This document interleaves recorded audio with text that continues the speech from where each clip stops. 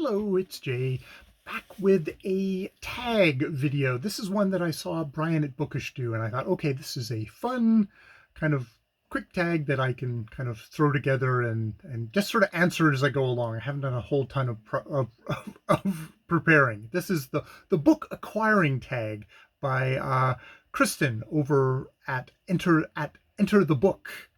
So let's get into it. Acquiring books. More and more books. Actually, I'm trying not to acquire as so many books. Trying to get more books out myself, to be honest. So the prompts. Number 1, do you plan your book purchases ahead or impulse buy? I think if I'm actually going to a bookstore, especially I found for the last couple of years, that is really a planned trip where I am very specifically going out to buy a particular book. And especially if it's a new book, it's usually I'm already thought about that before I've gone into the bookstore. Gone are the days where I just sort of would wander through the bookstore and spend all the money I couldn't afford on books. Those days seem to be gone. So yeah, the last time I was in a bookstore, it was to get Black Leopard, Red Wolf by Marlon James, which I was reading on audio, but it was like, oh, I need to actually read this in text form. So yeah. Yeah, so I guess I'm a planner for physical books. I think for ebooks much more now. It can be more impulse. It can be like I'm watching a Booktube video and I go, oh wow, that sounds interesting, and I look in various places and it's like, okay, I found it on. I have a Kindle, so I found it. I found it in Amazon, and I'll look at it. If it's under a certain price, I might just buy it immediately, or yeah, so if it's the right price, I might buy it immediately. Ooh, on sale, and click before, and then I end up with a Kindle full of ebooks. So I'm impulse and ebooks and much more planny when it comes to physical books now. Number 2, how do you decide what books to buy? As I just said, a lot of times it might be I've heard about it on a Booktube channel. Actually, usually what happens for me is that I'll hear about a book, and then I'll hear about a book, and then I'll go a little while, and when I hear about a book again, and it'll just kind of percolate, and I'll have so many people talk about it to the degree that I'll pick it up. Though there's sometimes a book will just strike me as like, oh wow, that sounds interesting, like The Codebreaker by Walter Isaacson. It's like that sounds like a cool book, and I will immediately actually. No, that's a library. I lie. That is a library book where I've done it. But that was a single thing where I'm pretty sure that I heard about it from Steve Donoghue, and that decided me on actually reading it. I didn't actually buy that one though. So yes, there's the thing of the book acquiring tag. I actually get a lot of my books from the library. I don't acquire my books. Number 3, what is your philosophy on where you shop? Online versus in person, large versus small, digital, physical, digital, or audio, new versus used, etc. In the before times, I was much more of a used bookstore person, just because I have a limited amount of funds. I want to get the most number of books with those limited funds. I would do that.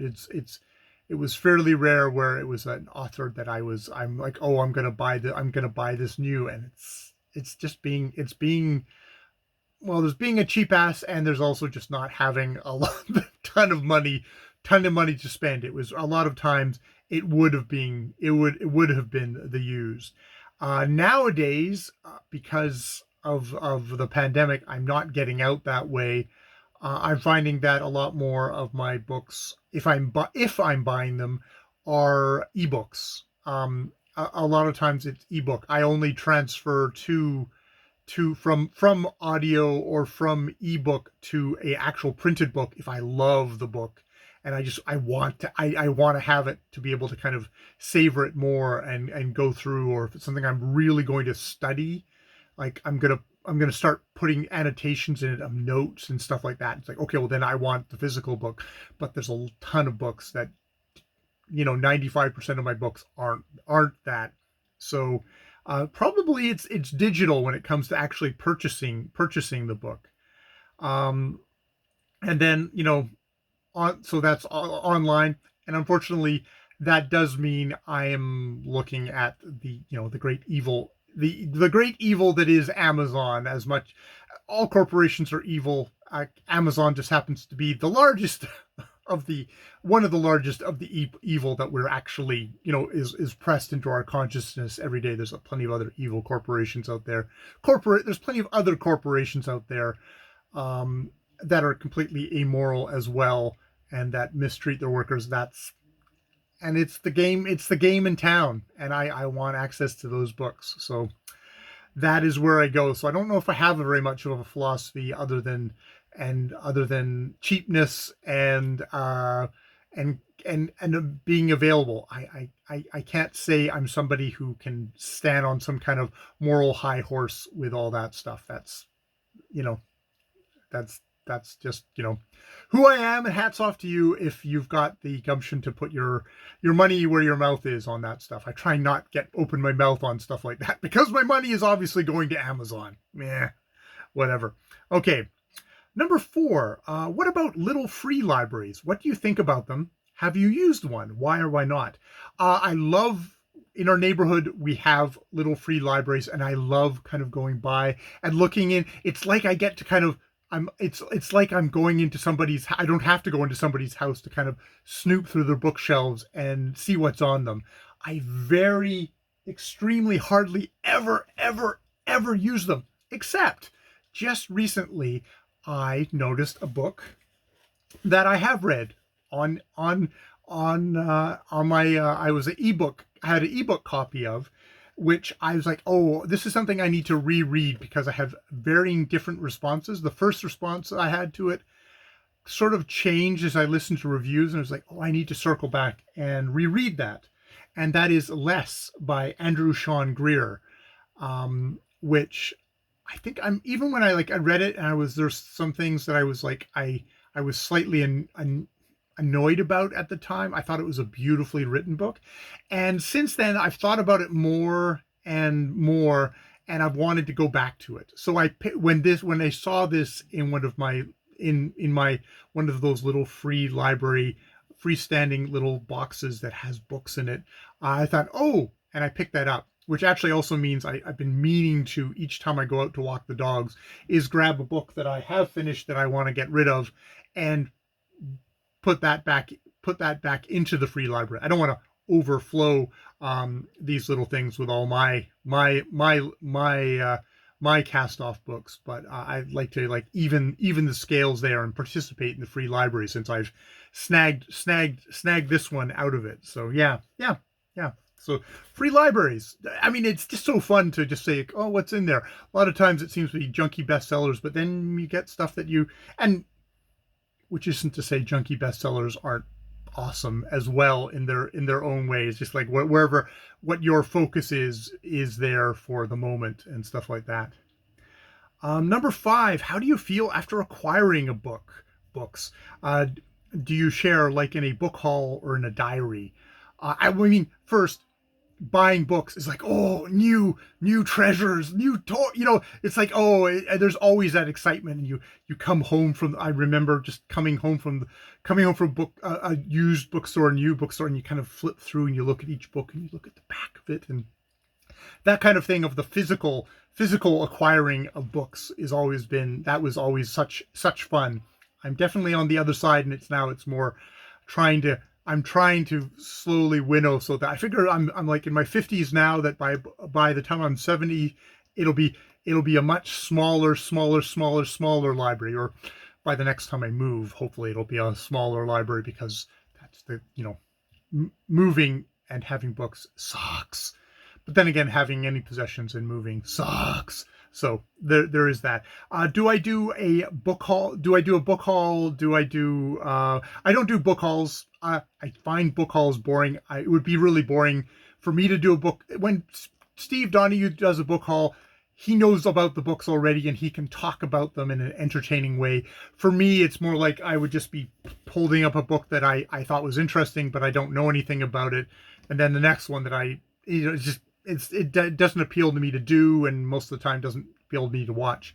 I do actually keep a record of the books I am reading in a given month, in my journal here, and um, try and do it kind of by a monthly. So, I've got March reads, and this is stuff that I'm reading, which is A Place of Greater Safety, Black Leopard, Red Wolf, How Long Till Black Future History Month, Pear Tree Poems, Anonymity Suite, The Ones Who Walk Away from the Amelias, Homilies, and a Dragman.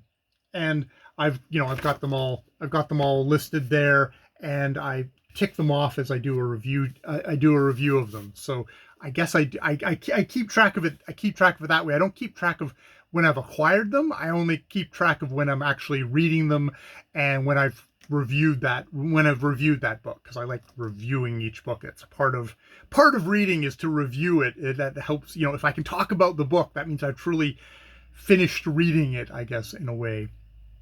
Um, number number 6. How do you feel looking at your books that haven't been read? Does it matter if it's currently a lot or little amount? Um, it. I have a lot of books that I haven't read. And this is going back probably. I'm in my 50s. It's probably going back. There's some books in this thing back here that I probably haven't read from over a decade. That is why, if you're looking for a way to kind of knock those books off of your TBR, I would greatly recommend Rick MacDonald's Booktube Spin, where you'll get you choose a stack of like 20 unread books, which is very easy for me to do. He spins a virtual kind of electronic wheel, and whatever number comes up, you read that book in the whatever months he happens to be running that. I think at the end of March here he'll do another one. I found that really useful for it gives you a very arbitrary reason to read some of those unread books, which is really great. So I think I did a Kindle version the last time, and that was, I knocked off a Kindle book that I had not read, which was for like 10 years, which was great. Yeah, Greg Egan's Zendigi.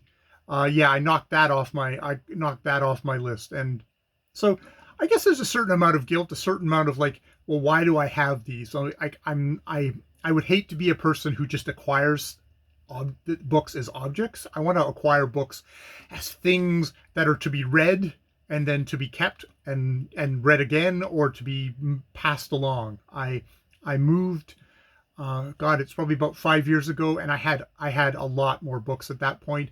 And one of the ways I called is I just went through and went, look, I haven't read this. Am I going to read it in the next 5 years?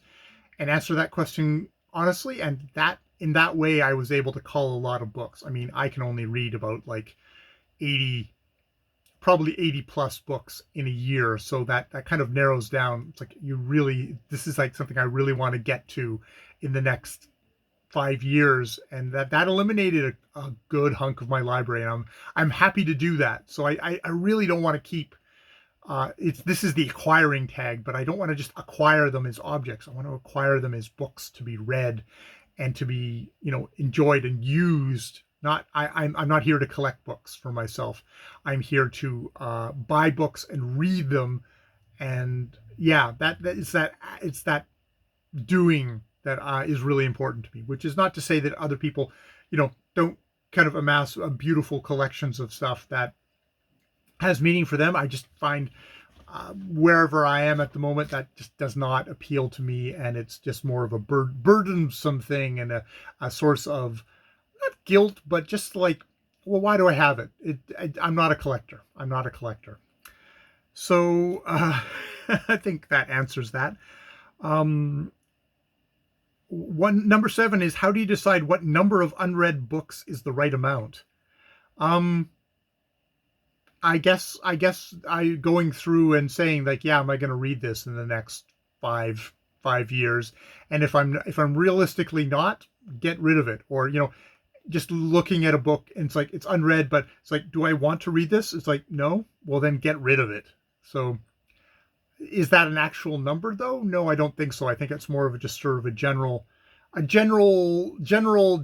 idea for things. Yeah.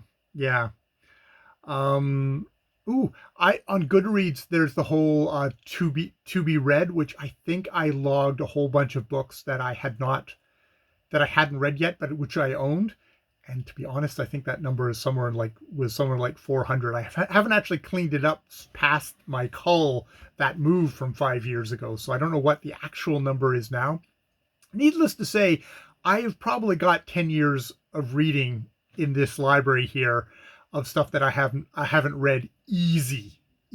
So, you know, I am not some minimal. I'm not this isn't a dude bro minimalist video, believe it or not. Number 8, do you have a TBR game or process for reading them? Um, Other than participating in Rick McDonald's Booktube Spin, not really, not really. It's other than that, it's just simply like, what do I feel like reading? Okay, I'm going to read that. I'm strictly a mood reader. Other than the very fun, slightly addictive process of amassing the books for the Booktube Spin. Again, I totally recommend that to you if you have not tried it. Just try it once and see. You'll be hooked. And then number 9, do you have a book buying problem? If so, what is the nature of it? And can it be adjusted? Is this an intervention? No, I don't think I have a book buying problem, because even ebooks, I usually limit myself to sort of one a month. I'm not somebody who suddenly, you're sitting in bed and suddenly you've just bought 5 books. I'm I usually limit myself to like one. Usually it's ebook once in a while. I mean, God, Black Leopard Red Wolf is probably the first physical book that I bought in probably 4 or 5 months. I mean, these are weird times. I still at this point, even though theoretically, that the pandemic is easing. I guess we'll see. It seems like a lot of that, the sweep is coming in from Europe and the UK, that I highly doubt that things are over or particularly back to normal. I don't really go out for fun outing. I was never a fun outings kind of person. I'm more of a, okay, I've got my list, I get my things done, and I come home to read kind of person. And basically it's just all been grocery shopping and stuff like that for the last couple of years. So it really has to be, there has to be a purpose for me to have been out and about in the world. So yeah, no, I would say I do not have a book buying problem. Yeah. And as far as being adjusted, I mean, I guess it was adjusted in the sense that I definitely had a shift from being somebody who was like gleefully like acquiring books. I mean, I would go on a vacation, and I would come back with 40 or 50 books. And the thing is, I'm such a slow reader. That's why I ended up acquiring a ton of books that I never actually read. And I think the amount of acquiring that I do of books now, combined with all the library books I read, all the audiobooks that I read also from the library, combine those together, being a slow book buyer is actually probably kind of matches better. It's more purpose buying, because I actually am reading at almost the same pace as what I am buying. Buying and reading are actually fairly well matched. So in my old years, I've gotten actually some kind of equilibrium going there.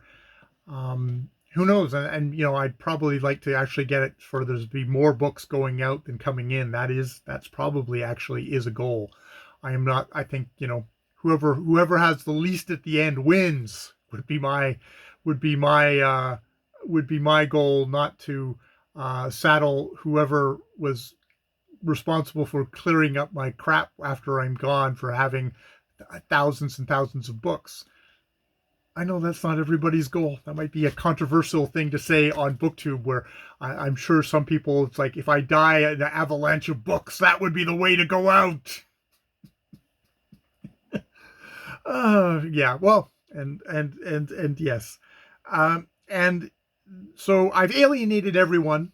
on Booktube now with my radical ideas on getting rid of books. So I'm not going to tag anyone. That and other than I'll tag Steve Donoghue because he always complains about not getting tagged, and he never actually acquires books. He's a book reviewer. He just gets the books sent to him. But definitely check him out. Check him out. He acquires books because he gets books shipped to him day after day after day. But apparently he sounds like he's quite good at actually getting those books out again. So he does acquire, in a way, of his profession is all about, he's built up a professional reputation, and now people are sending him books, publishers are sending him books, but he's also getting them out the other end to go to other people. So maybe I didn't alienate Steve Donoghue. And number 11 is know you're awesome just as you are. Being a book lover is amazing. Unless you're a book lover who thinks we should all get rid of our books and have fewer books. Shame! No, not shame. Not shame. I'm in my weird bubble at the moment. You're in your weird bubble at the moment. And isn't it pretty to have all those lovely bubbles floating around and bumping into each other every once in a while? So yeah, you got to look into my bubble today. I've enjoyed looking into everybody else's bubble in that case. And Pop, I've been Jay.